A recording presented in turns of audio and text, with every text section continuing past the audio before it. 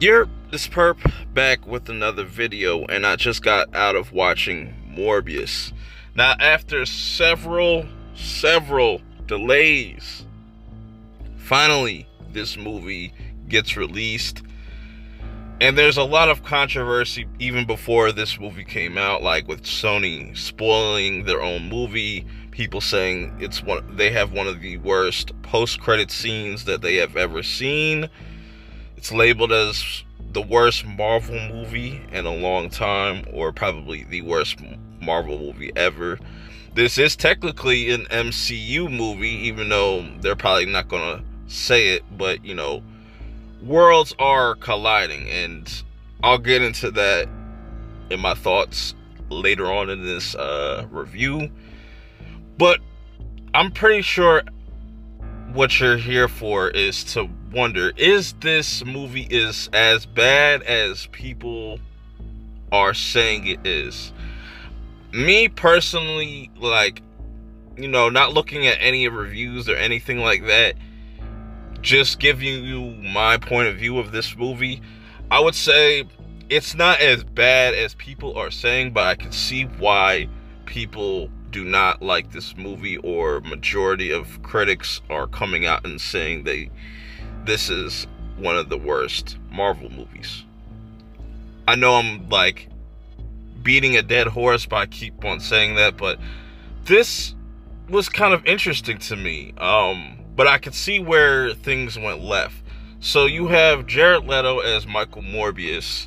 He, you know, has this disease or something like this illness that is going to cause him to die, or it just causes him not to walk. Let me back that up real quick.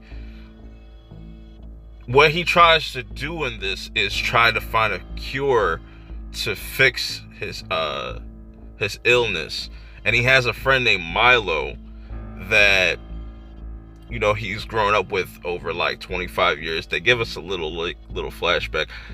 The setup for that was pretty interesting to see how close these two were, and you know, they pretty much had the same illness going on, and that became his main drive to creating this cure, which he thinks is a cure. He's made this, like, he's known for making this like artificial blood, which is kind of weird. I could say, like, the way this movie kind of starts, it's a little odd. I like some of the beginning where we get some of the backstory between him and Milo, his best friend, and even a love interest with Dr. Bancroft. She was kind of weird, but I could see what they're gonna do if they make a sequel. I don't know if this will get a sequel, or we'll have to wait and see with that. But like I said, there's some things that I like about this movie. You know, I like some of the effects, even though a lot of the effects are definitely not the best at all. The fight scenes are really not really good. They're kind of not memorable because it's not as clear. You can't really get a good look of what's going on in the action. They do kind of like slow things down.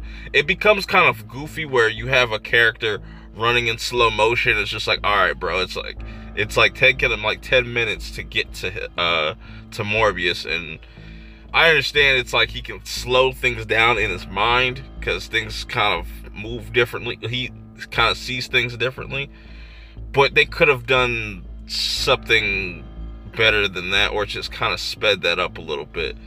And I like the fact that he's actually like learning things and trying to see if he can survive without human blood, or just without using plasma, because he doesn't want to have to consume human blood. He ends up killing a bunch of people for good reason, because they were kind of scumbags and stuff like that. So he's a lot more like a anti-hero in this movie.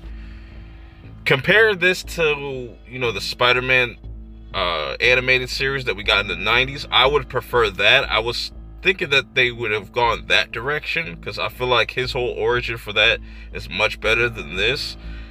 But like I said, I think overall you could find some type of entertainment out of this movie. I don't think it's as bad as people are saying it is. Does it have flaws? Yes. Does it kind of lose itself as the movie goes along? Yes. But I don't think it's as bad as people are saying it is. In my opinion, it could have used a little bit more work, or, you know, it just, a lot of the story and just the plot just doesn't make sense as it keeps going. I feel that has something to do with Milo's character. I feel like he gets the power and it just becomes just out of pocket. He's way over the top. He almost becomes too goofy at times. And the structure of where this goes in like the second half it just really fumbles, and you could just definitely tell that there was definitely some probably meddling, or there's something missing in this movie that is very obvious, and I could see why, like I said, why people wouldn't like this movie. I don't do ratings. I just want to kind of give you my point of view, not just kind of say like, oh, this is a 9 out of 10 or a 5 out of 10 or something like that. I would just say watch it for yourself and enjoy it for what it is. You know what I'm saying? Just don't go off of hearsay. You know what I'm saying? Make that decision for yourself. That's all. I always encourage that, for people to go check things out for themselves. To wrap things up, though, I would say, like I said, the transformation was okay at best. Sometimes I feel like, you know, there was definitely some issues where they were trying to hide a lot of the CG, and it was kind of messy. It definitely was kind of messy. The third act, I like the music. The music is cool that they play at the beginning. Jared Leto as Morbius, him just kind of being a vampire that can just be outside, it's kind of weird, and I kind of wish they would have just done something different, probably something more along the lines of that Morbius from the Spider-Man animated series. I'm not really sure what Sony has planned. Obviously they want to do a Sinister Six. I could kind of get into that post-credit scene.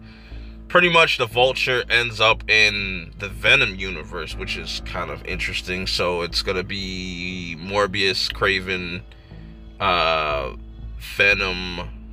and Morbius. So I'm curious to see if, you know, Sony can pull it off, because it just seems like they want to rush these movies out just so they can have enough time to put out a Sinister Six movie before another Spider-Man movie comes out. Who will be that Spider-Man in the Venom universe? Will it be Andrew Garfield, or will it be Tom Holland? That's really interesting to me. So yeah, if you get to see this, let me know your thoughts. What are some of your cons? What are some of your pros? Let me know how you guys feel about it. Until next time, I'll see y'all in the next review. Peace.